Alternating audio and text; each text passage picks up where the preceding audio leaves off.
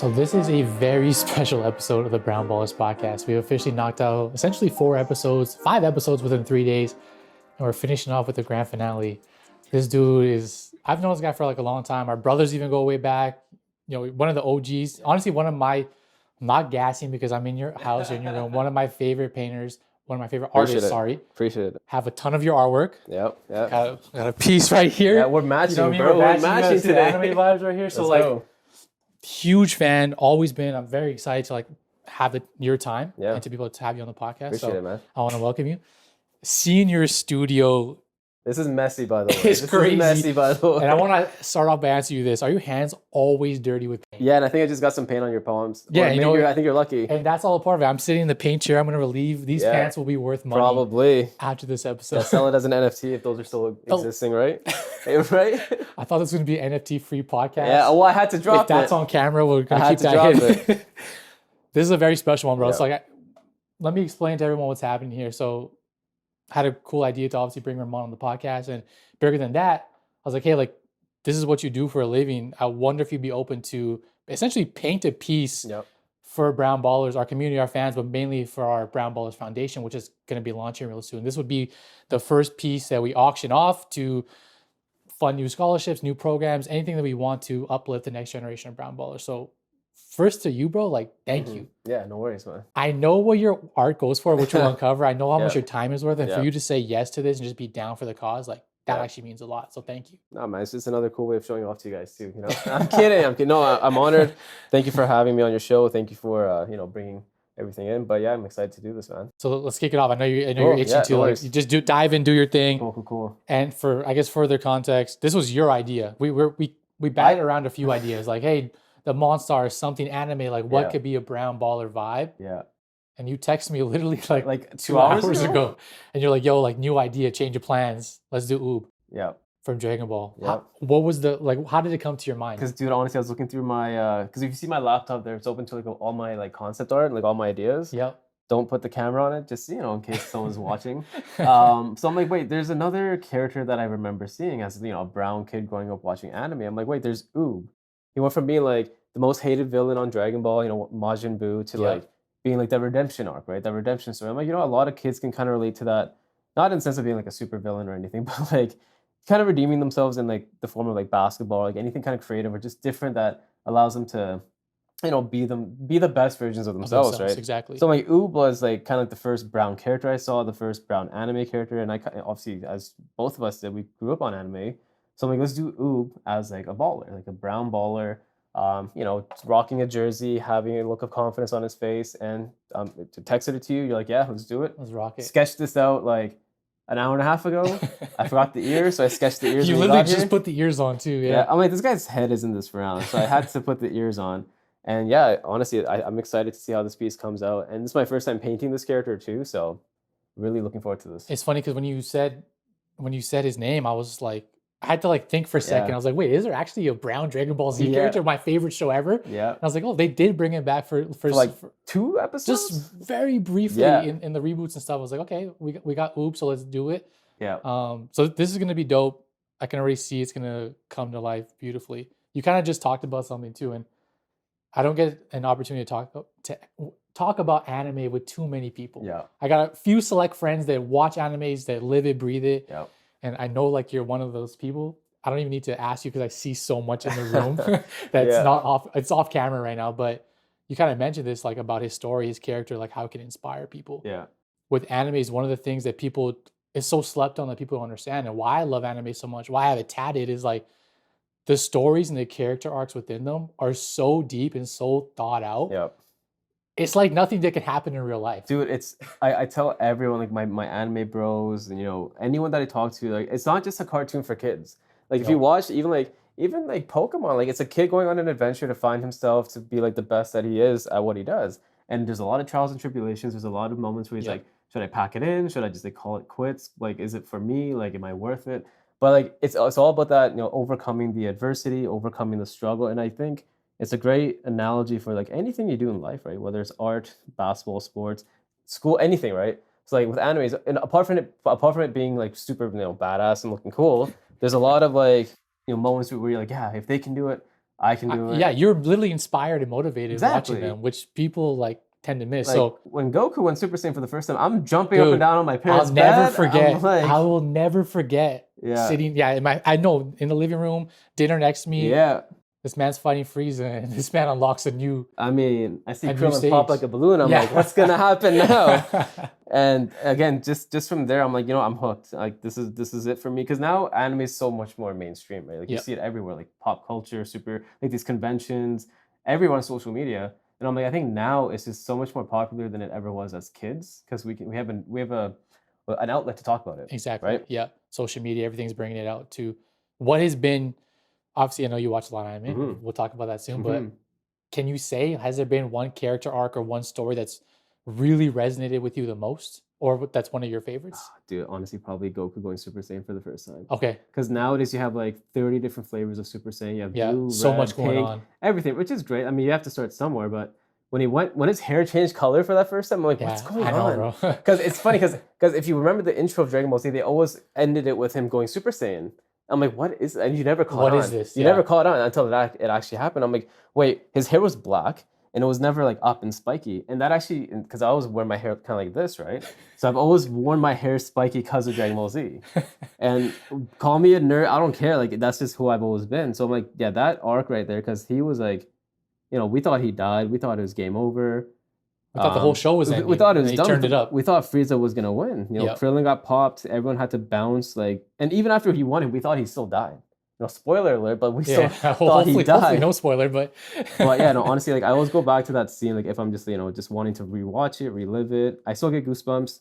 The music, the emotion, like the voice actor, like the Japanese and Everything's English just voice, OG for it's us. perfect. Because we grew up with that. Exactly. Did you watch Super?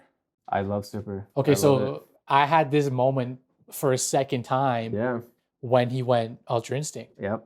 And I obviously, because like the graphics, like everything about it is so much More different than when we watched yeah. in the 90s. Yeah.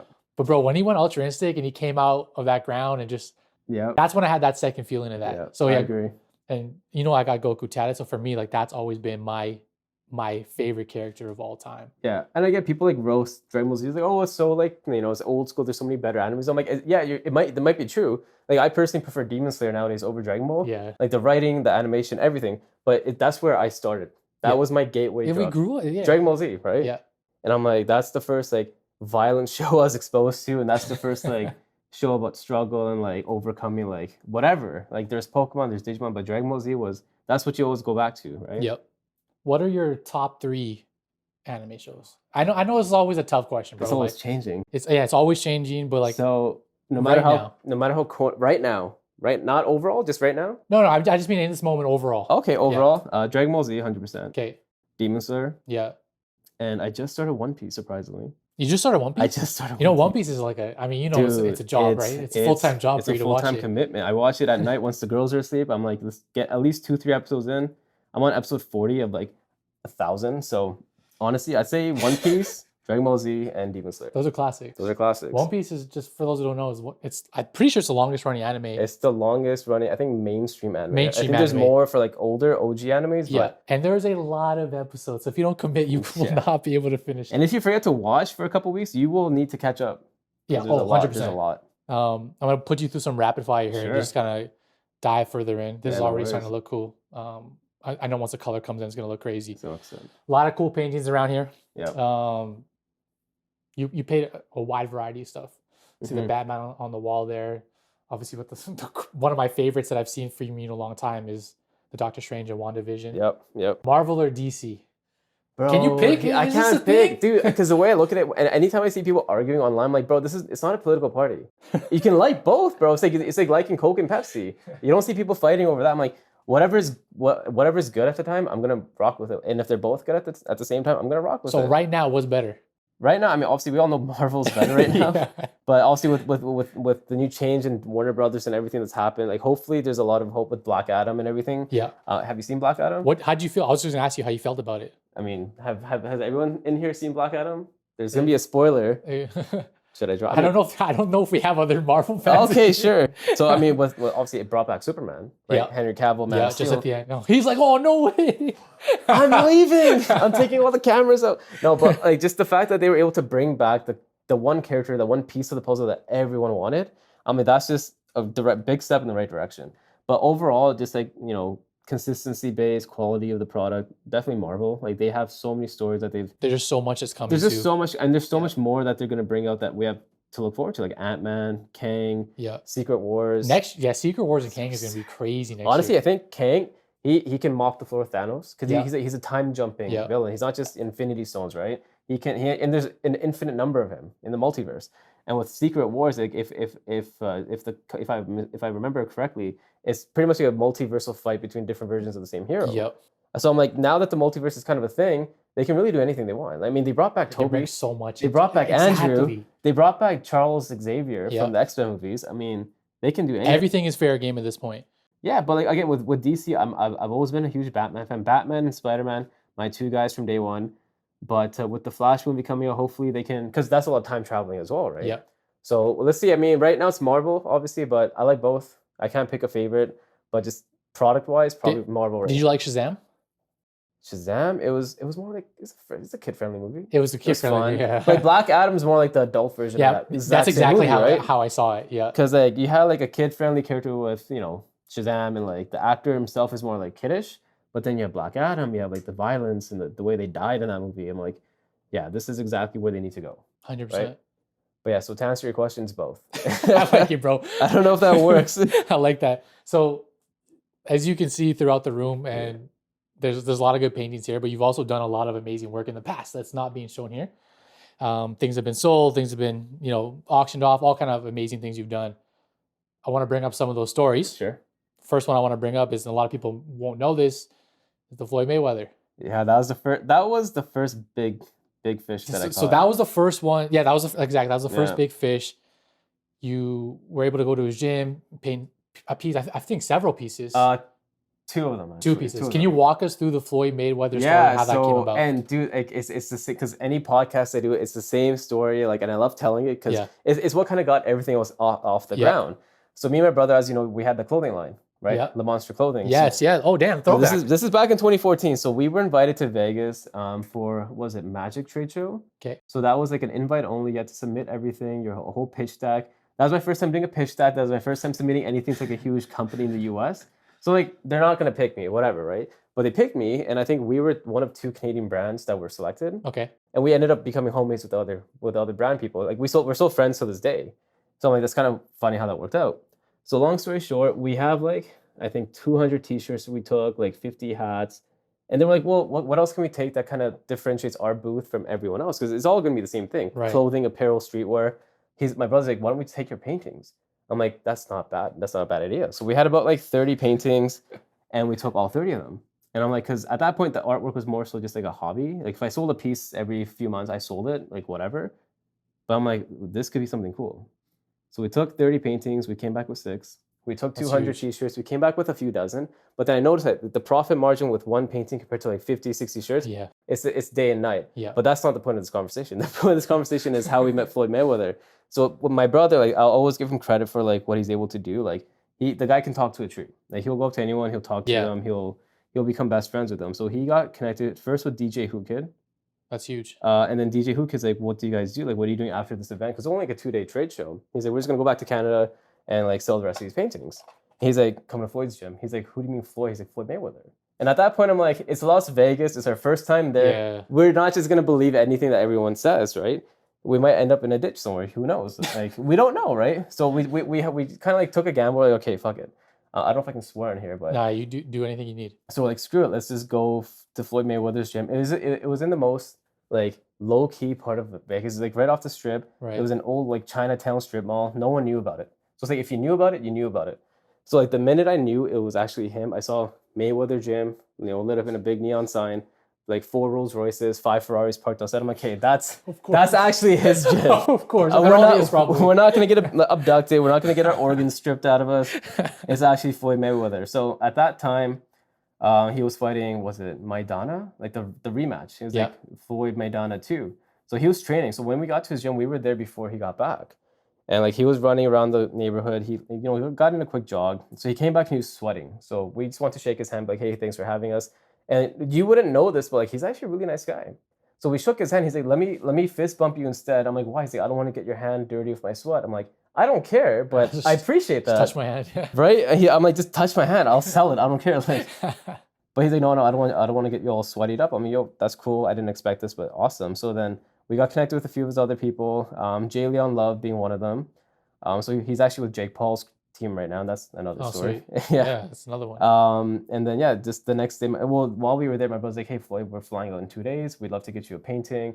He's like, can you do a portrait of me? I'm like, let me know when. He's like, I need it by tomorrow morning. I'm like, keep in mind, this is like 11 o'clock at night. I'm hungry from the trade show. I hadn't had any food. I'm done. But I'm like, you know what? I got to get it done. So I had one extra canvas left at the hotel. I painted a portrait in like 5 hours. That would normally take me like 2 days at that time. And we went back next day, 10 in the morning, right before we started training, got it to him. And like at that point, like people kind of found out about his gym. So like there was like a whole like group of people waiting outside to take pictures. Oh, wow. And like we were the few people that, it was me, my brother, my cousin, and another friend of ours. He picked us out. He's like, bring the painting to the front. We're going to take a picture. And, you don't have to stand with everyone else. I'm like, holy crap, that's kind of cool. Like, so at that point, Floyd was like the biggest name in sports, right? Yeah, absolutely. And then the third day, he said, come back the next day. Like, I think there's someone here that you might want to meet. So we were actually supposed to fly out on the third day. So we're like, you know what, screw it. Like, who does he want us to meet that, that is that big? So like we canceled their flights. We rebooked it for the week after. We're like, okay, let's just see what happens. So we go to the gym, and then again, a lot of people, because there's always at least like 200-300 people just in and around that area. So it's always packed. So we go to the gym, we meet up with Floyd, and there's this old, like, just old white guy just standing there. I'm like, who is this guy? My brother's like, yo, that's Warren Buffett. I'm like, there's no way that's Warren Buffett. Warren Buffett? Warren Buffett. So there's a picture on my Instagram of me and my brother standing with Warren Buffett. Like, so like we're just off to the side, he's in the middle. My cousin's wearing his glasses because he's like, I want to, because there's another story. So Warren was like, I want to wear someone's hat. I want to wear a cool looking hat. And for some reason, no one gave him the hat because I think they were just worried that, it's Warren Buffett, he's not going to like my hat. So my brother took my cousin's hat off his head. It was one of our hats. He's like, Mr. Buffett, here's a hat for you. So he wore the hat, and in the picture, like he's wearing one of our 5-panel caps, and my cousin's wearing his glasses. So I'm like, I don't know what's going on here at that point. I'm like, I'm from Edmonton. Like, these things don't happen to me. So long story short, we gave him a car. We never heard from him since, but the fact that we met him once, I think that's more than enough. That's huge, yeah. And like the way he just talked to you, like he talked to you like you were his own like kid. Like there was no ego. There wasn't like, oh, I'm a billionaire. Who are you? Don't talk to me. Blah blah blah. Even with Floyd, when I got him the painting, he was like, I thank you so much. Shook my hand and gave me a little pat on the shoulder. I'm like, I really appreciate it. I'm like, you are not. And I said to him, I'm like, you are not how you are on the internet. He's like, that's just an image. That's just a brand I have to keep up with. Mm-hmm. I'm like, people won't believe me unless I post it. So I posted the pictures, I posted the videos, I posted all the behind the scenes. And, all the people that didn't believe in you in hye school, university, all the brown guys were like, bro, I always knew you could do it. Bro, congratulations. Tell Floyd. I say, good luck on the fight. I'm like, first of all, he doesn't care. And second of all, like, why are you messaging me now? Tell him I said congrats. Tell him, like, good luck. That's the classic thing to say. I got one buddy, he's like, I'm not going to name drop, but he's like, let me take you out for lunch when you're back. I'm like, bro, where were you the last 4 years of my life? Like, no, but now you know Floyd, though. That's the thing. It's like, now you know Floyd. Now we're friends. Yeah. So that's that moment where I realized the people that aren't going to be there, like, truly, they'll show up when it's convenient for them, right? They'll show up when they actually see you doing the things that they didn't think you could do. Yeah. So that was the first taste of, like, a big celebrity, big opportunity. Then I'm like, and we came back home like, okay, how can we build all this momentum? So I'm like, let's just focus on the art. Not to say screw the clothing, but let's just focus on the art. You saw the opportunity there. People love paintings. People love being gifted paintings. People love buying paintings. People love just looking at them. So I'm like, let's just see what we can do.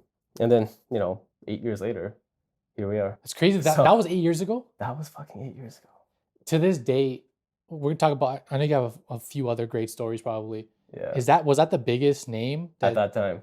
At that time? At that time. Okay, so now spinning it back, I'll throw one easy one too. Then I'll cover Jake Paul and maybe some others. Sure. Connor McDavid, Edmonton Oilers legend, one of the probably top hockey players in the world. You also connected with him.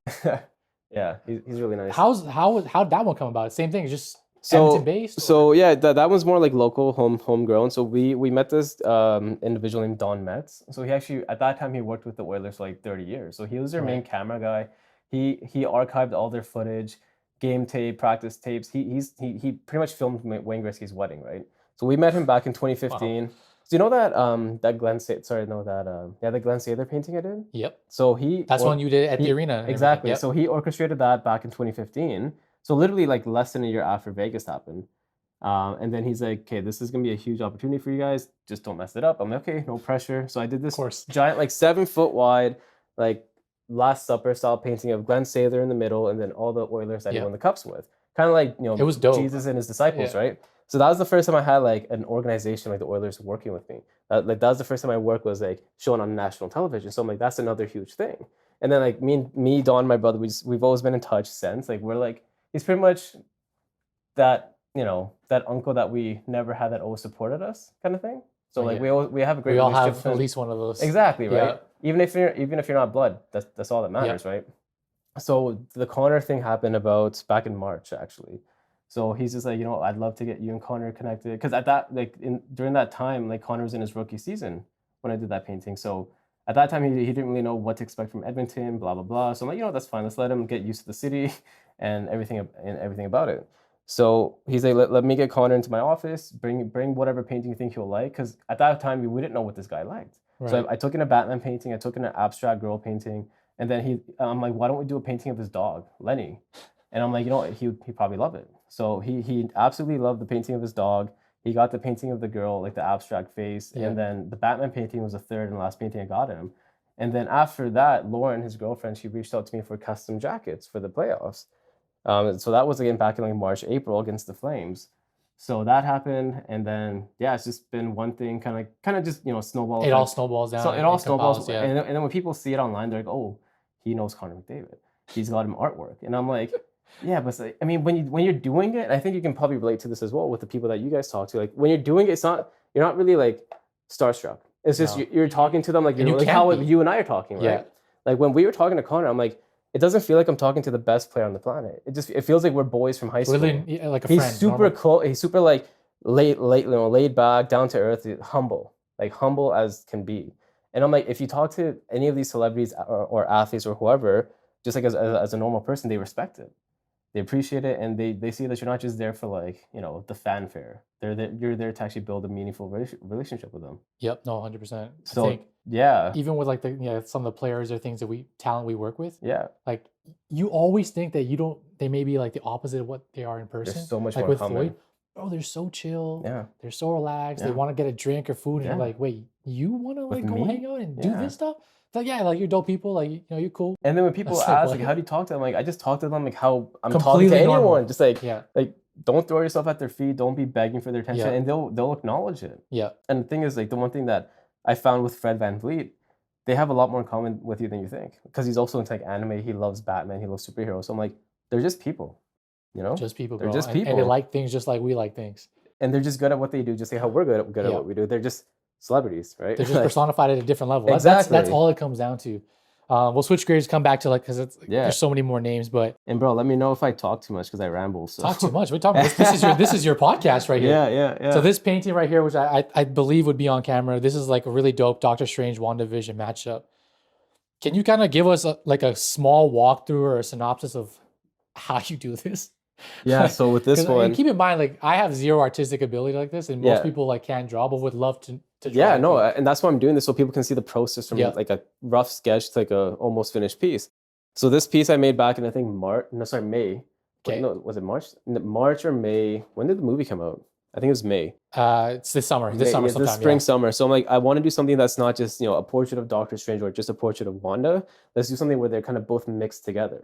Because like the name of the movie is Multiverse of Madness, right? Yeah. So you wanted to have some of that madness in the actual painting. Yeah. So, if you just block off one side, you see a perfectly clean Doctor Strange. If you block off one side, you see a perfectly clean Scarlet Witch. But in the middle, that's when shit hits the fan, right? That's when she's kind of breaking off into him. He's kind of breaking off into her. And if you look at the eyes right here, like both of their eyes kind of blend together, like right in the middle. So like his green iris and her red iris. So I'm like, let's do something that's a bit challenging. Because I hadn't done a piece like this before, a bit, out of the box, and it's completely different than what I normally do, and that fits the theme of the painting.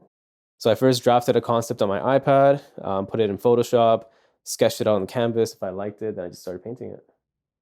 First of all, the eye thing. Yeah. I'm not gonna lie. I didn't notice it at first. Yeah. But now that you've just right there. pointed it out, that it's like it was blended, and you see like the kind of hue gradient. It's like, oh man. Yeah.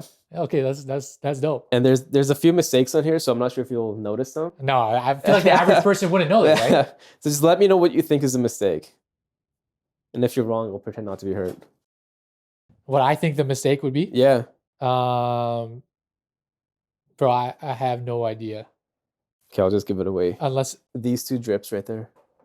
So they were not supposed to be there. But I'm like, you know what? Okay. The painting's already so crazy. It kind of, just... This one? Yeah, I wouldn't notice. This one, now I see it. Now now you see it, fully right? pointed out. Like, okay, yeah. So, now this painting's trash. So it's free now, right? So this is ours. Yeah, exactly. It's a gift. I gotta take this one home after. Yeah. So I'm assuming for all of your drawings, then this is a perfect example, which we're seeing you do right here. It's a freehand from like a concept art. So like you'll look at a picture of something, you'll freehand this as a sketch, and then paint it and do your essentially, yeah. So I'll even like with my commissions, even like ask your brother. So digital concept, go back and forth, see what needs to be changed, and then because that gives you a pretty decent idea of what the final product's going to look like, and then transfer it onto a sketch on the canvas, and then kind of change things up here and there. Because right now, like you see these two lines right here, I'm not going to paint those because I don't think they're necessary, but they're there in the sketch, right? So. I got you. So on the fly, you can make you can change a few details in the hairpiece or like in the jersey, but it's just all like there's like a 3-step process: digital, sketch, and then paint. Let me ask you this question? Yeah. I'm looking around because I'm looking for a specific painting or something for your style. But when did you develop your unique style? Because your paintings don't look like everyone else's paintings. Yeah. Right. I'm trying to explain it, but it's like the painting's on in front of me, but it's like, you know what I'm talking about? It's like the backsplash. It's kind of like sometimes you like almost like throwing paint. It's like the like little art that you're putting in the background. Yeah. Because like some paintings will have like a solid background, some will have like the graffiti. So I've always loved graffiti growing up. I've always loved street art, but I've always loved the aspect that why can't you do this in a non, get arrested kind of way, right? So let's bring the streets to the galleries. Because if I painted something like this on the streets back in the day, I'd be told, get the hell out of here, right? Yeah. But nowadays, people pay for this stuff, right? So now, like my style, I guess took, probably the last 8 years to fully develop, and I'm still constantly changing things out, playing with different ideas and different concepts. But honestly, just like the things that I like growing up, just experimenting, trial and error, seeing what people kind of react to well. Like if people like the solid color, sometimes if people like the graffiti, if people like a little mix of both. That's what I have like a repertoire of different things I kind of go to every now and then, but. Honestly, just trial and error, seeing what works, seeing what I like, sometimes I just sleep on a painting, come back to it the next day and I change it up completely. I'm like, you know what? That's not going to work. Right? Yeah, the creative mind can change. Easily. Exactly. Like this Dora had a gray background. If you want my Instagram, the original post had a dark gray background. I'm like, you know what? It looks good, but I kind of want him to pop out a bit more. The black pops like crazy. The black with the diamond dust, especially like under the lighting, you can definitely notice it. So I'm like, I went back completely, changed up the background, changed up a few of the elements. And just kind of went from there. But yeah, the style just it comes and goes. It's a constantly evolving machine, and just kind of see what works at that time, right? Something I'm a big believer in is like being an entrepreneur, obviously an artist. A lot of the time you're just a scientist. Like I always go back to this being in the lab, like you're a mad scientist. Literally, you're always going to experiment, test, hypothesize, and you may never find out what your like you said, the end game is. But you're experimenting so much and you're developing so many unique things that you really don't need an end game sometimes at the end of the day. Because it's kind of corny to say, but it's not the destination, it's the journey, right? It's the journey, bro. Yeah. This piece right now might be perfect to me, but in like 3-4 years, I might be like, this is shit. You're gonna hate garbage, that piece in 3-4 years. This is garbage, right? And it's just like trying again, just seeing what's in the market, seeing what other people are trying, seeing what you want to like. Because with art, even if you mess it up, just paint over it. Yeah. Right. At least if you can do it, just paint over it. It's like hair. You fuck up your haircut, it'll grow back. Exactly. But, just don't go to a gallery and splatter soup on it. But switch gears a little bit. Yeah. All-time starting 5.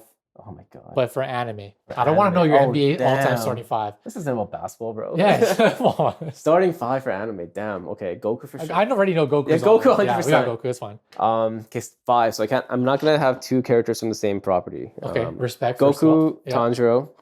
Classic. I want to say Luffy because that's just so basic though. Everyone's gonna say Luffy, but Luffy for sure. But Luffy and Goku are kind of the same. They're kind of like the same, yeah. So I'm gonna leave Luffy out. Oof. I'm gonna put Sukuna from Jujutsu Kaisen. I think he's a badass. Such I don't want to say it's an underrated show, but I It's love so good. Jujutsu Kaisen. It's so good.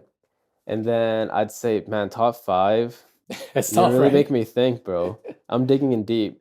Ty from Beyblade. Oh, Tyson. Oh my gosh, from Beyblade. Season 1, bro. Spinning that thing. Bro, I was a Beyblade master in grade 6, bro. There's this one corner in my junior high school, like exposed metal pipe. Yeah. I ripped my Beyblade on it. It sparked up just like in the anime. So I'd be hosting battles every lunchtime, every recess period. I'm like, you know what? This is as real as it's gonna get. Yeah. So Tyson from Beyblade.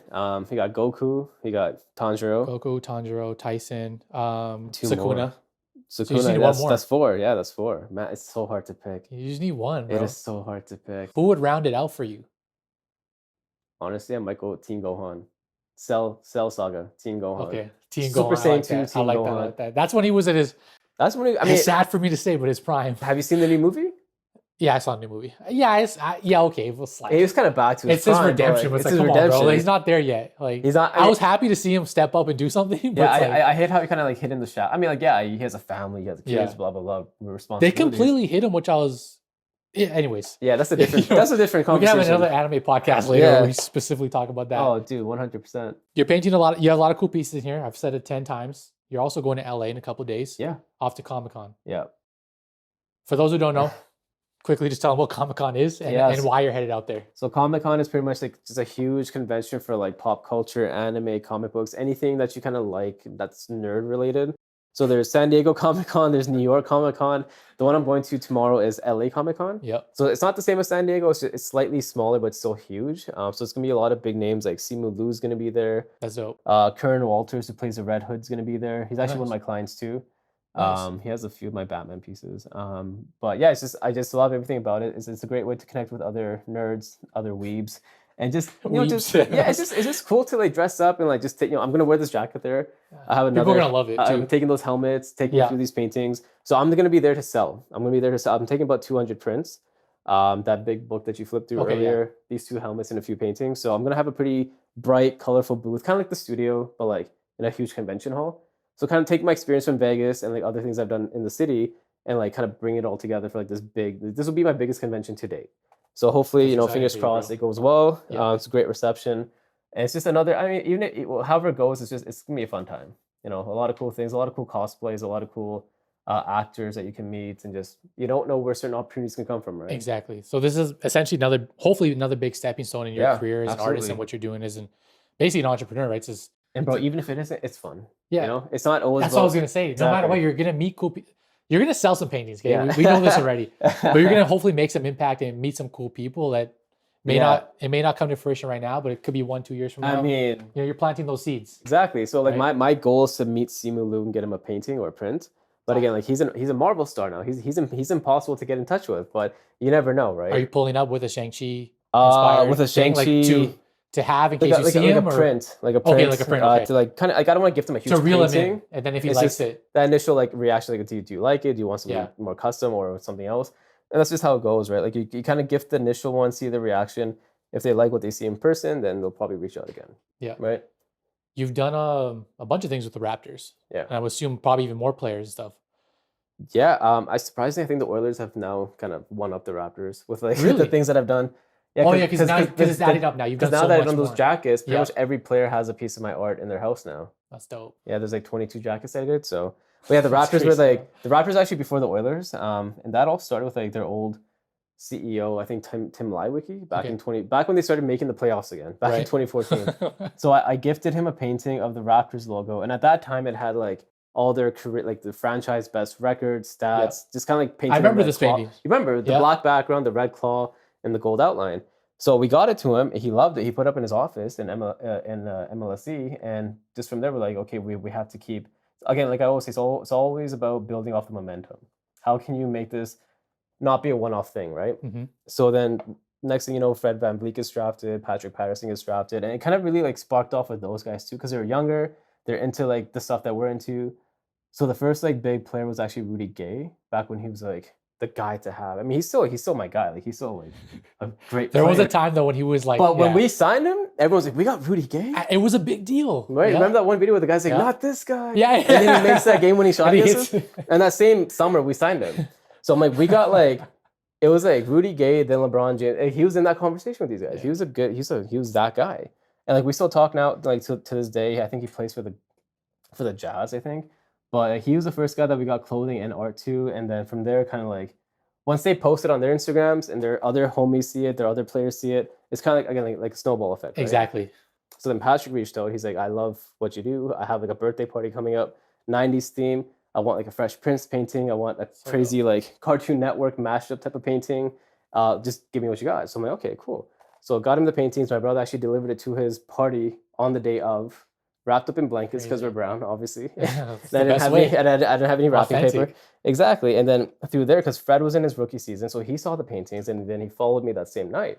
And it wasn't until like a year after when he signed that new extension that he had like 2 years, that's when he got like 5-6 paintings. And I'm like, okay. And he hit you up? He hit me up. He followed me first. He's like, bro, I saw your paintings at Patrick's birthday. I'd love to get something done.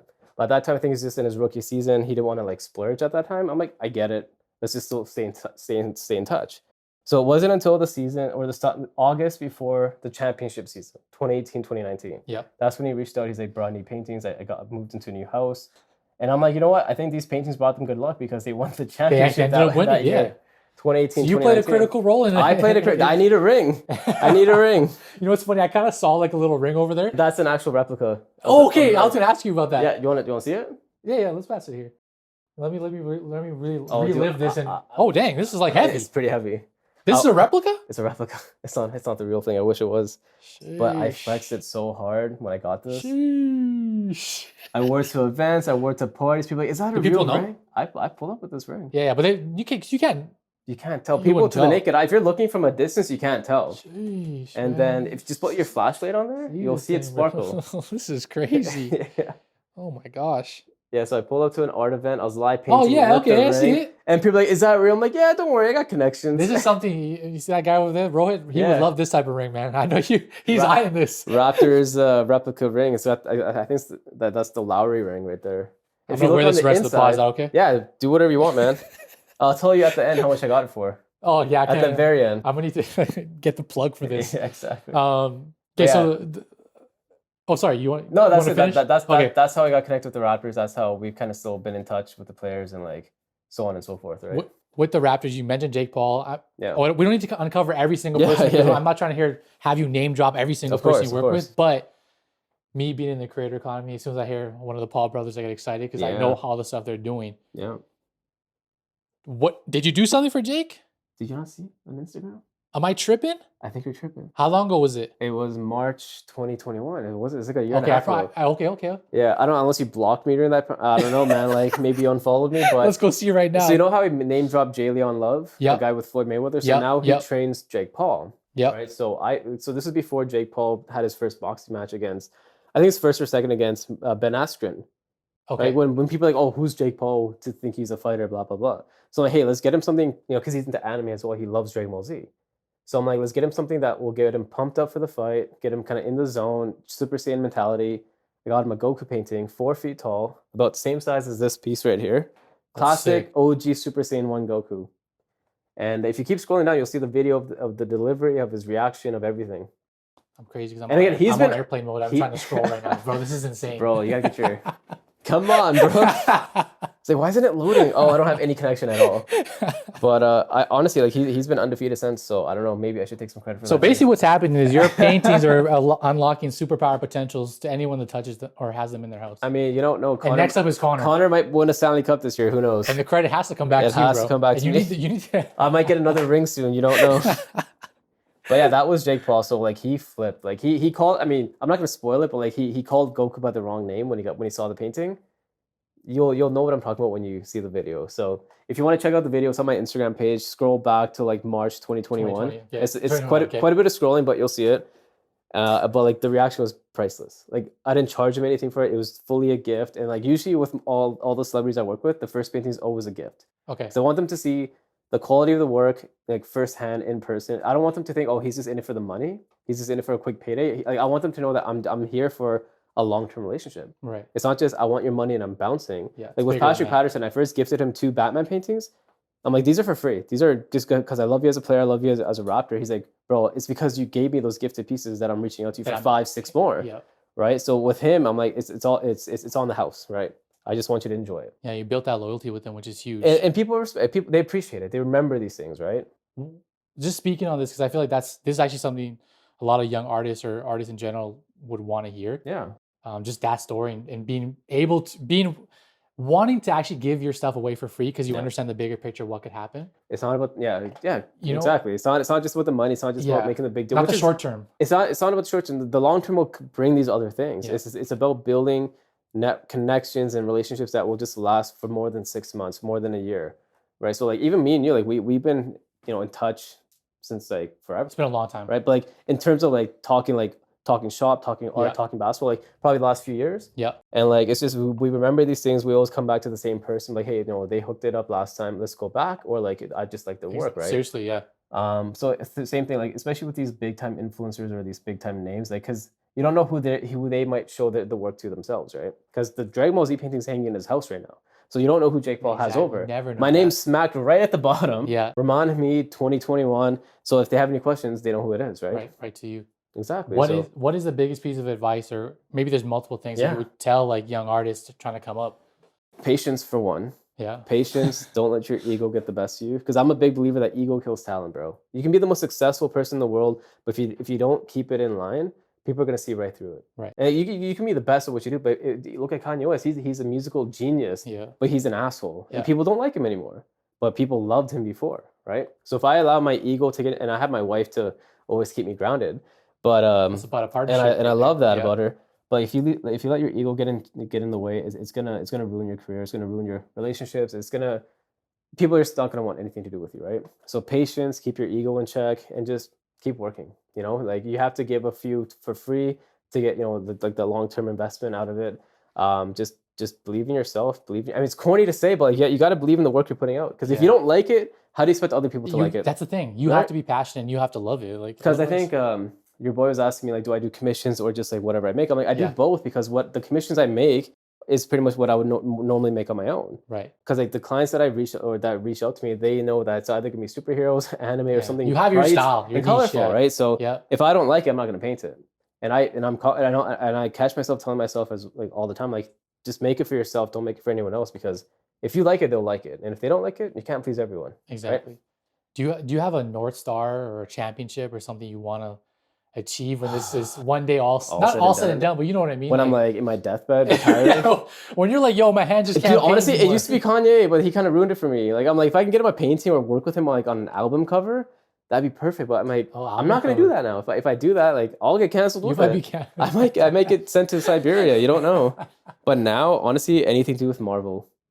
Okay. I want to work with Marvel, like whether it's like creating it, because like nowadays a lot of these movies, whether it's Marvel, like Warner Brothers or like Disney, they have artists create custom paintings or murals for like as part of the marketing campaign. Right. It's not just digital posters. It's not just digital work anymore. Yep. It's like there's the digital posters that they sell or that they have in the theaters. Then there's fine art, component to it as well. So I'm like, if I can work with DC, Marvel, like on a long-term basis, like as a contracted hired artist, that's my end game pretty much. That's cool. Because it's like I already paint your characters. Like that, just hire me to do it officially now. Because I mean, I did work with Disney Canada back in 2018 for a Mickey Mouse project. Yep. So it was Mickey Mouse's 90th anniversary, and it's funny because I initially reached out to Sean Desmond's people, and they're like, yeah, reach out to Danny Fernandez because I think they're brothers. And it's like because he's huge into Mickey Mouse, and I'm like, okay, crazy. Danny's huge into Mickey Mouse. Let's see what we can do. So then his agent put me in touch with Disney Canada. They're like, yeah, we have Mickey's 90th anniversary coming up. We want to do like 2 6-foot-tall sculptures. And if you go on my Instagram page, it's all there too. And I'm like, well, what are the ideas? They're like, what do you want to do? I'm like, I can do anything. I can do graffiti. I can do something Canada theme. I can do something like more abstract. They're like, let's do something abstract. Let's do something Canada theme. So there's one 6-foot-tall Mickey, like this big. I'm 5'7", so this big. It's like red, white, and red, right? Just Canadian themes, a big Canadian flag with all the major towns, cities, the year Canada was founded, all that. Then there's one that's like one of these, like super abstract, colorful, bright. It's kind of trippy to look at. And like at that point, I'm like, wait, guys, I paint Disney characters like superheroes, like Mickey Mouse and all these guys all the time. They're like, as long as you're not painting them in a disrespectful manner, as long as Mickey Mouse isn't showing the finger, you have our blessings. I'm like, okay. Wow. Right. Okay. I'm like, so that goes for like the superheroes. They're like, just don't be an asshole about it. Don't make merchandise with it. Make sure there's one-off paintings, and then you're good to go. I'm like, Okay, all right, cool. So that was reassuring to know. I'm not gonna get That's sued. huge. I was gonna ask you that actually, how this all works. So Yeah, so I mean, because that's big even like time. if you look at Mickey Mouse, like that Mickey Mouse, I painted that in 2 minutes for Serge Ibaka back in like when COVID first started. Yeah, It's not exactly as Mickey Mouse would look online because there's gonna be slight differences with like how big the eye exactly. is, like Yep. how wide the smile is, but you know it's Mickey Mouse, right? So as long as it's not like a one of one carbon copy, and as long as I'm not printing these on like 10,000 t-shirts, I'm good to go. If it's if it's one great for you. if it's one-off art Yeah. or like a one-off jacket like yours, and then I'm in the safe zone. It's almost like a loophole, which is It kind of is, yeah. and they kind of explain it to me like then and there, like as long as you're not profiting more off of it than we are, we don't give a shit. Yeah, I think that's the biggest thing. And their thing is, it's just more free advertisement for them. It's like it's our character, but you're just in your style, and Yeah. people might not have seen it before, but now they're like, oh, we like Mickey Mouse a little bit more now because of this. So that was my first project with Disney. But yeah, if I can get something long term with Disney, that's my end game for sure. That'd be cool, bro. I like that. Yeah, that'd be sick. I always hear this term, like starving artist, Yeah, yeah, and I'm actually just curious. Obviously, I can imagine like the grind for you to get to where you are and to yeah, to be able to offer your work at the prices you're selling it. It's a testament to what you've built, right? yeah. But I would assume at the younger stage, hopefully this will help maybe a younger artist that's following you or wants to hear this. Yeah. Starving artist, I would assume, is a real thing. It's like a Pokemon evolution. You Okay. kind of start as a starving artist, like you know that episode of Charmander where he's almost dying because Yeah, his tail's he's on the rock. It's about to go out, right? That's your starving artist stage, and then like Charmeleon is like you're getting accustomed to it. You're like, okay, this can actually be a thing. Yeah. You're seeing the results of your work, but then Charizard is like that's like when you keep putting in that work. You don't become complacent. You don't become lazy. You don't become, oh, I had 2 big deals, I'm good. No, you close the deal for $10,000 today. Get back into the studio and get started on the next project. Get started on the next client that you want to reach out to.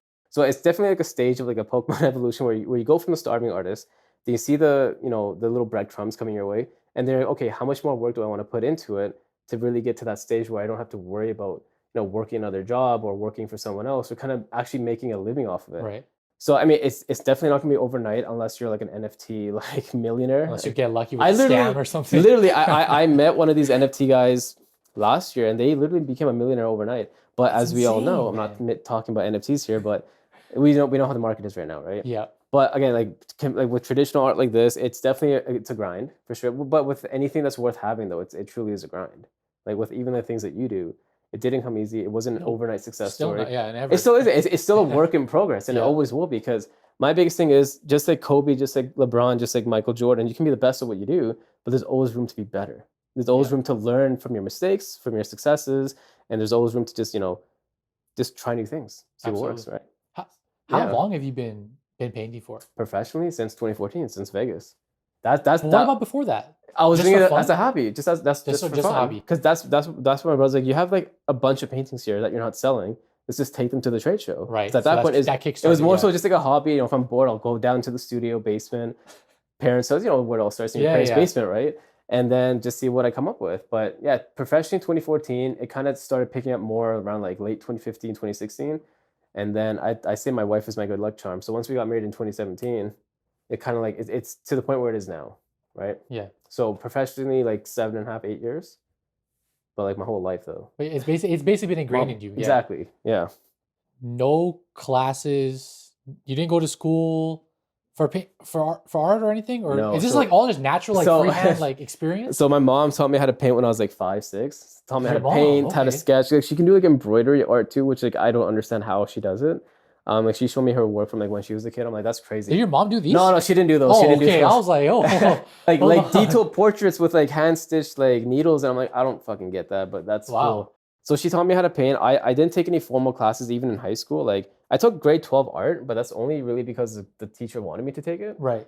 So like I would always be sketching and doodling in class. My one friend, she's like, hey, why don't you go see if the art teacher likes what you make, see what she thinks. I'm like, sure.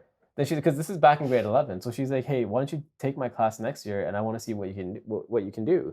And Miss Dobson, J. Percy Page, class of 2010, like I'll always remember her because like she didn't want me to follow her curriculum. She's like, you do what you want to do. Everyone else will do what I tell them, but you do what you want to do. You're gifted. You I want to see what you can do because I still remember to this day. She had this street art book, like these giant like these picture books like in her class, like Banksy, Shepard Fairey, Keith Haring, all the classics, right? And I'm just always flipping through it. She's like, yeah, if you want to take the book, take it home, read it, study it, do whatever you want. And then I remember and this is on my Facebook back when I used to post my art on my Facebook. And my final project was back when Facebook was a thing. Exactly, right? My final project was like I did tape art. So I made like tape installations all throughout the high school, like 3D looking steps, Okay. Giant cubes, a stormtrooper made Out of tape. out of electrical tape, like colored electrical tape. Okay. So it's like kind of like shiny like this, but it's like plastic vinyl tape. And then I made one on her classroom window because that class was all glass. So you can see from the inside out. So I did like a bunch of hands kind of throwing gang signs. But I didn't realize they were gang signs at that time. I just thought it was like a cool pose, right? And it was covering other people's art. I'm like, wait, this is covering other people's final projects. She's like, don't worry about it. Like, I just want to see what you come up with this idea. I'm like, okay, cool. So it's all on my Facebook. It's all there. But yeah, so I took grade 12 art, but I didn't take art in university. I studied psychology at the U of A. So it's just kind of what works and what doesn't work, right? It's trial and error. Yeah. Just seeing what styles kind of like click. You're trying to put your 10,000 hours in and just exactly, and just it's just master like, it's just painting things. The brush strokes. Exactly, brushing, mastering more than one stroke, right? No, I'm kidding. I'm kidding. But it's just painting the things that I love and just like the things that I grew up with and still love to this day, right? Yeah. Well, I'll give you a good transition here. Speaking of strokes, and however way you want to think about it, you have a family now. Yeah, exactly. You're a family man. Two daughters. What has life been like? It's crazy, bro. Yeah, I can't imagine. First of all, I literally can't imagine because I don't have yet. But what's it like being, not only two beautiful daughters, but it's a girl dad in general? Oh, it's great. Because every time people are like, oh, Kobe, girl dad, this girl dad, after everything that happened. It was such a big thing when that happened. I don't get it because I don't have kids at that time. But when I had Aya back in, she was born like peak COVID, like March 24th, 2020, like right when everything was shut down. Right. So hospitals were ghost town. Everything was just closed. It was kind of nice because like we didn't have family like hounding us at the hospital. It's just us as a family chilling for like 2-3 days. Taking it in, right? Yeah. It's like we're parents now. Yeah. But honestly, because like before you do it for yourself, then you do it for you and your spouse. But now when you have kids, whether you have one kid or two kids, you're doing it for them now. So these paintings are not for me now; they're for them. Yep. Like everything that I do with like the projects, the trips that I do, they're fun for me, but like it's for the family, right? So they kind of remind you of your why, and like they kind of push you. Yeah. They kind of push you even further to like be like, okay, I can't let up now. I can't ever slow down because it's for them. And the thing is, I love it when they come into this. They run into the room. They crawl into the room. I can't imagine. Yeah. They pick up the helmets. Aya knows how to say Batman. She knows how to say Spider-Man. There you go. She loves. Teach her the right words. Yeah. Before I painted that Iron Man helmet, like it lights up and everything. So she loved to put it on. She wears that one too every now and then. Lila, she just grabs the paintbrushes because like it's great to see them. I'm not like obviously gonna force anything on them, but to see them already kind of gravitating towards it, towards the colors, towards the characters, towards just the vibrancy of it. Yeah. I'm like that's why I do what I do. Like I want them to see that this is what dad does. Because obviously we all remember our dads doing what they did growing up, whether it's running a business or working a job. And that's what I kind of want them to remember me for. Is like I take them to art supply stores. I take them to my events. I take them to like I say if I'm delivering a painting, I think when I delivered your jackets, they were in the back seat with me. Yes, they're always there. One of the paintings or the jackets or something, right? So like I want them to kind of be involved in the world, but not forced, but also to see, okay, do you like it? Do you want to paint? Like that giant black sketchbook right there, kind of hidden behind those prints. Yeah. It used to be my sketchbook, but now it's not. I just doodle. She doodles in it. She draws circles. She draws whatever in it. And I have this idea where like I want to give them a canvas like this size, plain white. Have them just like go to town with it, and then I'll paint on top of it. Like I'll paint a character on top of it. So it's like a collaboration. It's collab, and it almost maybe will look like your background. It'll pretty much like look like this. Yeah. Exactly. I mean, if I want to show you something, I'll show you something. So. My boy Tanjiro. So that used to be Tanjiro's right here. That used to be a painting. I'm like, I don't really like how it turned out, and I kind of messed up cutting the canvas. So I'm like, I'll just have him be my backsplash. So initially, I'm like, okay, it's not gonna be that much covered, but now it's pretty much all covered. But yeah, so if anyone wants to buy a fully covered Tanjiro painting, there you go. You can see his scar and his one eye. But yeah, like I feel like it'll be a special feeling. So I agree with you, right, on these experiences you're creating for your daughters. Like one day they're gonna be like, like with dad, we created all these paintings, or I remember when he was here and we did these, we made this painting. It's something that they'll be proud, like the way you're talking about it right now, but like them just talking about it like, oh, that's our dad. Because I've done like maybe 6 murals throughout the city, like in the last like 2-3 months, and I never do murals. It's just these projects came. I'm like, well, when these girls grow up a bit more, they'll see them at like the high schools that I painted at, the malls that I painted at, the big convenience stores that I painted at. And with Connor McDavid, he signed 2 jerseys for Aya and Lila. It says That's 2 dope. Aya, 2 Lila from Connor. And I'm like, this is Uncle McDavid right here, guys. Like, this is not just some jersey that I forged, but yeah. So those jerseys are in their closet. Like I want them to have like a unique collection of like just like life experiences through art, right? I like that. Whether it's traveling or just like kind of even meeting the people that I work with. Or even like they're sleeping right now, but if they're a little bit older, they'd probably be running throughout this podcast. Right? Yeah, I can imagine. So again, it just makes it more fun. Just makes it more like that they're the reason why, right? What you kind of mentioned just before this Banksy and some other artist names. Is there an artist that has inspired you, or that you tried to not mimic after, or like has inspired some of your? I'm gonna grab some paints from here because I'm gonna start the background. Let's do it. So now. So basically, what you've done is you've laid down. What's the creative process happening? You've laid down the sketch, block line work. So this gives me a good idea of what the final piece will look like. Okay. Colors to really pull it all together, and then I pretty much paint the block twice. So right now, it's just the outline, but then when I color, like the skin tones, the backgrounds, it's gonna be there's gonna be a little bit of overlap. So then I paint it again to kind of sharpen it up, clean it up a bit, and some details might change throughout that process. But now we're moving on to step 2, which is adding the color. So where would you start first for the color? Like, will it be the skin tone, the face? Usually I'll do the skin tone, but for this one I'll do the background because the background's not that big. It's mostly his hair. So I'm thinking, I don't know, what color do you think I should pick? Teal, red, or yellow? I'll say, oh my gosh. Don't step there. So guys, if you have paints, make sure you tighten them up properly. I'll say, look, we have, as close as we can to brown ball or blue, which I think is that. I think the fact that it dropped, just use that. That's a sign. That's I don't want to waste more paint. Little change of transition. My legs were getting tired. You spill paint on the floor. We're up now.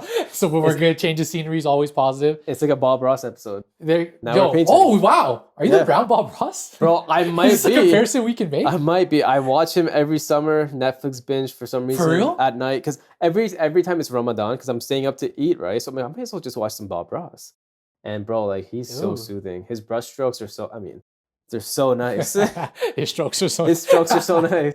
But yeah, no, he's been honestly like I know it's a little off topic now, and I don't know if should I start painting or am I? Oh no, you're good. Am I jumping? This is all you do. First of all, that blue, that teal looks beautiful. Yeah, Bob Ross, like some of the colors that I used straight from Bob Ross. Like the methods of like, just how I just kind of did that, like dabbing off that extra paint. Bob Ross, going back and forth with these X's. Bob Ross. I just don't paint trees. I don't paint mountains, but like. You can still kind of utilize those same techniques in like a different style of art, which is what I think a lot of people need to realize. That it's not just one way. It's whatever works for you, right? Because I was just in LA painting a mural with 2 other artists, and their methods were completely different than my method. Right. But what works for them works for them, and what works for me. That's exactly how it is. Yeah. Exactly. Like, that's pretty much it. So speaking on Bob Ross, just before the paint spill, I was asking like, hey, like, is there some inspirations? Yeah. Is Bob Ross the inspiration? Is there someone else? Is Banksy? Bob Ross is inspiration when it comes to just like painting in general. Just like the brush strokes, like the paint palette. Like this is like the type of palette he would use to mix all of his shit in. Just like not giving a shit about your clothing. He'd be splattering paint everywhere. Right. And just, it's the soothing aspect of what art is. It's not just, you're constantly pushing something out every day, but and it's not always, like I said before, it's not always about the big deal or the big money. It's also just about, a relaxing escape. Right? Because that's what art usually is for people, whether it's music, painting. It's just an escape to kind of like get away from everything else. But yeah, Bob Ross for sure. But then when it comes to like the more like pop art, graffiti, definitely Banksy, Shepard Fairey, Obey Giant. There's Andy Warhol, Roy Lichtenstein, which is pretty much, those 2 are like considered the godfathers of like contemporary pop art with like the Marilyn Monroe paintings, the soup cans and all that fun stuff. Then there's Keith Haring, Jeff Koons. Some of the newer artists, like even like Alec Monopoly, like a lot of people like kind of hate on that guy because for reasons I'm not going to talk about on here because I don't want to get like hunted down by his reps, but it's more so just like the authenticity of like the work that's put out there. Right. Like with me, I like to make sure everything I put out is something I've made. Or if it's a collaboration, it's 50-50, right? But yeah, he's a great inspiration. He uses a lot of similar colors, bright, vibrant neons. So like a lot of classical pieces, a lot of like classical artists, and even like the old masters like Da Vinci, Michelangelo. Who else is there? So you take inspiration from everywhere, because that's what you do. And that's a great way to think about it. even just watching you paint and hearing you talk about like how calming it could be, like I can tell that when you're painting, if no one's here, so the family's out, like what does your zone look like? Is it music? Is it just silence? Dude, I'm telling you. So if you were watching me paint at Kingsway Mall, because I just did that big superhero mural there, I'd go at like 10 p.m. after hours, and I'd be there till like 2, 3 in the morning, just painting, no music, just like just listening to the the stroke of the paint, just everything, just like the security guards chatting it up. I like to take in the environment that I'm in, and I can just, as you say, you get into that state of mind, that flow state, right? Where you lose track of time, you lose track of whether you're engulfed here. Exactly. Like you don't focus on food, you don't focus on anything. You just focus on the work at hand, right? So with me, like if I'm just painting, I usually paint at night, but if I'm painting like after everyone's asleep, I can go for like 5, 6 hours straight, just like in this one position, standing, crouching down. But my back doesn't like it because obviously now that I'm 30, I have those little freaking random lower back pains. I keep trying to tell people, once you hit 30, the 3 on your age is different. Yeah. The knees hurt, the back hurts for no reason. It's like lower middle back pain. My knees are just giving out on me for some reason. It's like, bro, what are you doing to me? I'm young. But yeah, that's literally, I guess, like my Zen state, you could say. Just painting at night, painting to like some like, I don't paint to music. I like to paint to like, I'm such a dork. My wife always roasts me about this, but I love those 4K Japan walkthrough videos. Like just walking through Tokyo, like just I know the ambience of the sound, like the sound of the streets, the cars, the hustle bustle, the people talking. No audio, no dialogue. Sorry, no dialogue, no music. Just the sound of the streets, right? Right. Or like lo-fi music, lo-fi is always good. Lo-fi anime music, very chill. Yeah, very like chill. It's just you don't focus on the lyrics. You're just focusing on the sound. You're just kind of focusing on the rhythm, right? So yeah. Going back to, I guess, you kind of mentioned your mom. Yeah. Kind of got you started, was teaching you some things here and there. Yeah. Growing up naturally, being brown with our parents, you know how it is. You know what goes on. There's doctors, engineers, scientists, all these crazy things. Yeah. You have very much taken a non-conventional path. Yeah. So kudos to you for doing that. Yeah. Was there any kickback from the parents, from the family? Like, what was the support like there? Dude, I guess I'm very like thankful that I have the family that I had growing up. Like they just fully supported it. My dad's biggest thing is, and obviously you met my dad. Yep. His biggest thing was, it doesn't, whether you're becoming a doctor, lawyer, engineer, artist, designer, or you want to clean toilets for a living, there's nothing wrong with that. Whatever you do it with your full effort. Don't half-ass anything. Be the whether it's the most simplest of tasks, be the best at it, right? So it's like whatever you want to do, just make sure you put the work into it, right? So with me, like I come from a family, like there's teachers, there's professors, there's doctors. My dad's oldest brother is a doctor, and like the fact that he's finally come around to like being like, yeah, this is sick work. I'm like, I think we all have that uncle that's like the hard ass in the family, like the one that kind of has to be at least brought everyone to Canada. Yeah, right. So like even he's like, yeah, what you're doing is absolutely like no one else in this family's done this before. This is like completely different. It's great. I'm like, I have cousins that are like cancer surgeons, and they're like, we wish we could do this. I'm like, honestly, that's a huge like, not cosign, but that's just a huge like compliment, right? Yeah, absolutely, it's massive. And considering that I have a scientific background studying psychology, I'm like, I don't really see like where it connects, but I also do see where it connects, because like, that human reaction, like the fact that you're just looking at the paintings, seeing how they make you feel, the nostalgia, just that's why I love painting pop culture, because of that connection it has with the people that like my work. I think one like the things I like most about your paintings is they always incite a feeling, like you said. Anytime I see something on Instagram, or Rav will send me messages of the new painting you've made, I'm like, man, like it always incites something. I think a lot of that comes down to like how you're doing it with the colors and whatnot. But it's such a unique vibe. And even the one, the trunks one, which is like, it's my favorite one by far. Yep. And I'm biased because I have it. Yeah. Every time and that's my Zoom background, right? That's like always in the corner. Every single phone call, bro. Everyone's like, even if they don't know anime or Dragon Ball, they're like, grabs your attention. They're like, what's that? It sparks a conversation. Exactly. It always sparks conversation. Yeah. And I think that's again just massive testament to your work and what you're doing. And the one thing I like to, I guess the one way I like to refer to these characters is they're not just characters, they're generational icons. Like I grew up with Mickey Mouse. My parents had a version of Mickey Mouse. My kids will have a version of Mickey Mouse, but it'll be a different version, right? Yeah. But the thing is that we can all relate to them. Like I have clients that are like in their 40s, 50s that buy my Dragon Ball Z paintings, that buy my superhero paintings because they grew up on it, or their kids grew up on it, or their kids got them into it. So I'm like, it's easy to understand, and it kind of, like you said, it incites a feeling. It might spark a memory, or it might just take you back to a simpler time in your life, right? The word, obviously on the Brown Ballers podcast. Yeah. What does the word brown brown ballers mean to you? Like, what do you think that? Because I'm not a basketball player, as you already know. So it's just anyone. You hooped a little bit. No, that's my brother, bro. I hoop in 2K. I can't move for shit. But yeah, brown ballers just in general just means anyone that's kind of killing it in what they do. Whether you're a basketball player, an artist, a musician, a chef, anything. Like you're balling out in your field of work, right? Yeah. And you're putting in that work. You're putting in the 10,000 hours plus. You're putting in the extra, the days off, sacrificing plans with family and friends. Like you're doing the things that you need to do, right? You're doing the things that other people don't want to do to get ahead. Exactly. Because I always tell myself, even like like we all hit those like kind of like walls every now and then where it's like, okay, now what do I do? But I always remind myself, if it's easy, everyone would be doing it. Anything that's worth having, anything that's worth succeeding on in life, it comes with time, patience, and hard work.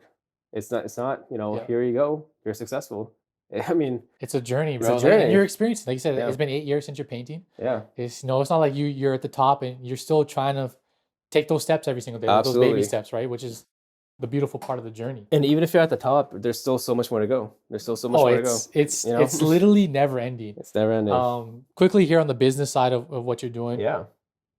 I follow TikTok, obviously. I see a lot of the TikToks.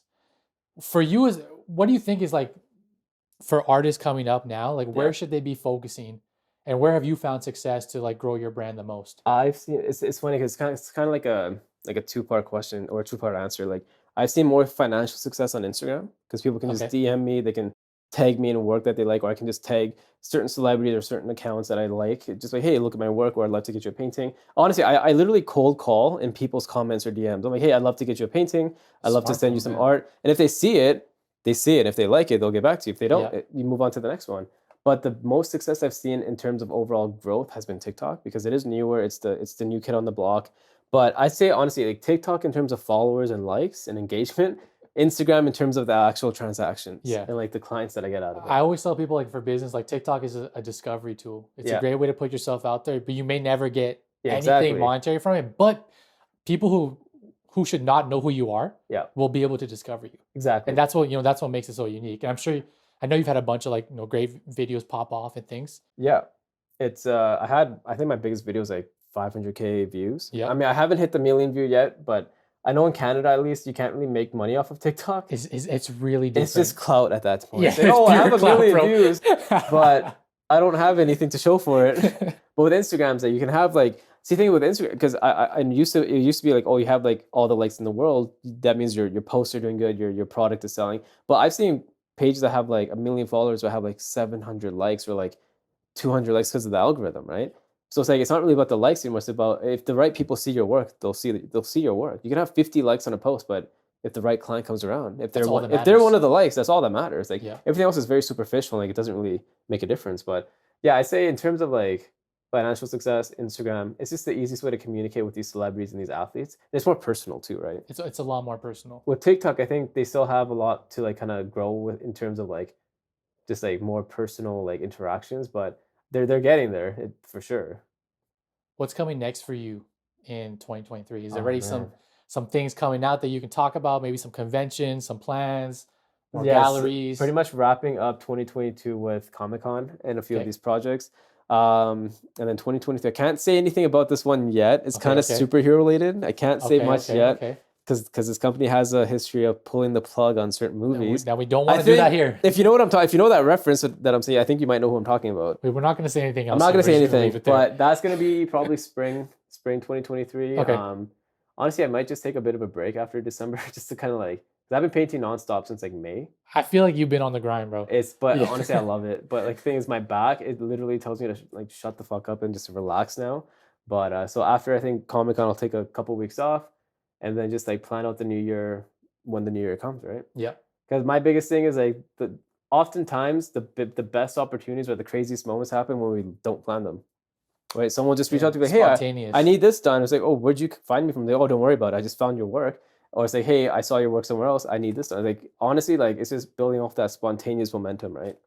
But yeah, 2023, I want to do another show, a couple gallery things in the UK. Just, I guess, just kind of spending more time at home and not traveling as much. But yeah, I'm excited to see what the new year brings. The future's obviously still extremely bright. Man's is young, in his 30s. Like, I feel like it's interesting, and I talk about this, with friends in my circle too. Like being an entrepreneur. When you're an athlete, it's different. Like you could hit that prime. Yeah.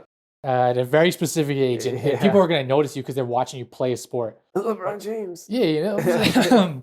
No comments here. But I'm kidding. You know, as an entrepreneur and artist, like some of the things that, you know, art industries, like I always feel like I'm not close to my prime yet. And I'm curious what your thought is on that. I think as long as you're keeping in good shape, taking care of your body, not overdoing it, you can't burn yourself out. Because especially with what I do, like there's a lot of physical labor that goes into a painting, right? Or a mural. So if your back is giving out at the age of 32, you need to slow it down. Yeah, but the beauty with art is if you want to take a break from the traditional art, you can go digital. You can go animation. You can go, there's so many different mediums, right? So I think with your hitting your peak, it's just a matter of maintaining, you know, just maintaining yourself at the same time, right? And just know that the best has yet to come, and that this is just the tip of the iceberg. No, I love it.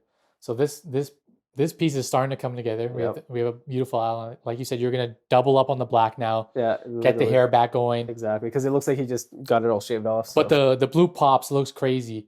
After that, obviously, I'm assuming going to the face, adding the other colors, getting the jersey, the finer details. Exactly, and then the background is gonna have some because I'm not gonna use spray paint because you guys are obviously here. But the background's gonna be hit with like another shade of blue, some orange splatter to kind of bring it to life, give it some energy, like, as if he's charging up, right? Sick. And then the skin tone, the jersey, add some details in the back, some little Easter eggs, and then we're good to go.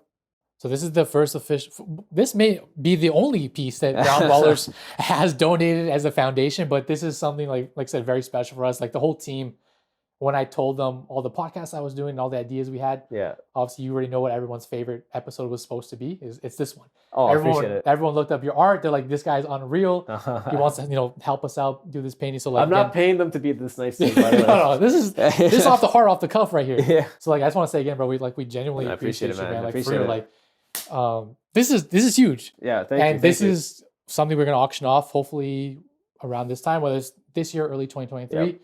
And this will be the first thing that goes into our new foundation in the States. So nice. This is literally we're gonna do a paper trail of this so you see like where it goes back to, so who it helps. Because I feel like that's a cool part of your story to see like where that whoever buys this painting, where does that money go? You know? And that's another thing. I love giving back with the work because like I'm a big believer that whether you have money, time, talent, or all of the above, it's your job to help out with it. Whether it's volunteering your time, donating money, or donating like what you can do, right? Because I mean, it's there to share with everyone, right? So yeah, with art, because you don't know how other people are going to react to it. Some people might love it, they might hate it, they might not understand it, but that's all part of the conversation. Yeah. Right. What you just said is so important too, because a lot of people don't understand like what you just said, like having the skill, like, but being able to understand to give back. Yeah. And to like do small things like this, those are what make the biggest impact. And you know? Honestly, like I'm a big believer in like good energy, like, you know, karma and everything coming back to you. So what you put into this world is what you're going to get back out of it. So like these big opportunities might come your way just through good karma, right? Just so people saying, oh, he did this or they helped out with this, you know, let's go support them instead, right? Or whatever the case may be. It's just, even if you're not looking for anything in return, which you shouldn't, but like it's just good to get back, right? 100%, any way you can. But yeah, it's just I don't know. It's like that's the philanthropy side of it. I love it, bro. Thank you for welcoming all of us. No worries. Into your house, being able to see your studio where you work. I appreciate it. Again, just for putting this together. And as you're seeing this is not even, this may be 20% finished. I'd say what's like the guess? 25.69420. So when you see this and you see like the massive change in difference, like it's going to be crazy and it's going to really pop. So I'm excited for everyone to see. And you know, this has so much meaning because it's not like you just gave us a painting. You know, we created this and they watched you do it live. So I feel like that's going to add so much more meaning to whoever takes it, especially if we find a fan. Yeah. If we find a Dragon Ball Z fan, this is going to be really special. If not, you're going to have to buy it yourself. And what's funny is like when we put it up for bid, I will be auctioning. I will be, you know, attempting to get it for myself. So that's part of what we do. So on socials, at Rahmaan Hameed Studios, Rahmaan Hameed Studios, follow up. If you want anything, his DMs are open. My DMs are always open, so slide into them. And I know a lot of you who watch this are sports fans, anime fans, Marvel, DC, all that kind of good stuff in between. So this year got to hit up. Honestly, it's a holiday season. It's a little bit of everything for everyone. You know, you got Mickey Mouse, you got anime, you got Kobe Bryant off screen right there. I can paint your dog too, so there you go. What else do you want? What else could you possibly want? You know, this has been another episode of the Brown Ballers podcast. Thank you guys. We're signing off. Until next time.